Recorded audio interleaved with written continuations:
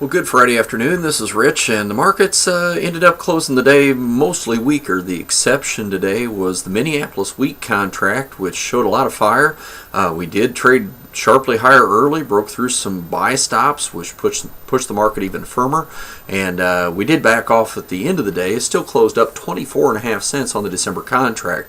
Definitely a sign of good, solid demand and just lack of supply for that northern wheat, and so that helped push that contract higher. Now, everything else for the most part weaker on the day. We did see corn trade lower throughout the day, probably a little bit of hedge pressure going into a harvest weekend. Soybeans, the same type of a situation, and just really no footing under these markets to get the things up and going to the upside. Also, the Kansas City wheat market, the weakest market today. The forecasts all showing some substantial rains ahead for the southern plains in the forecast, and that led to some selling there. We had D's corn close down 5.5 cents, right at the $6 mark tonight. March corn down 5.5 at 6.12 3/4.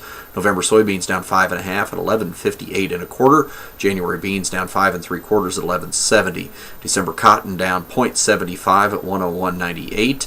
The December 12 cotton down 0.88 at 93.10. December Chicago wheat down 8.5 at 607 1/2.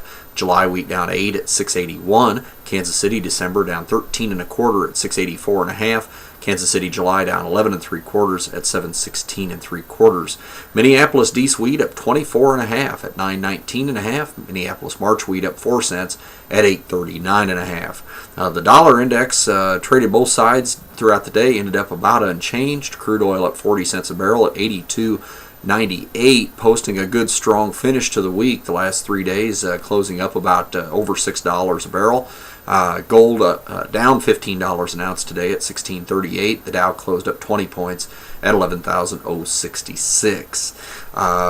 Don't see much happening until we get to next Wednesday, and that is the October USDA supply-demand report, including the crop production updates. The trade generally looking for an increase in yield and a decrease in the acreage numbers, which would correspond to FSA's reported numbers here about a month ago. So we'll see what happens in that report Wednesday morning. The markets will be open on Monday, even though banks and post offices, government offices will have a holiday. However, the Chicago Board of Trade and all the other financial markets will be trading on Monday. So we'll have an update early Monday morning, and we'll see what next week brings. Have a good weekend.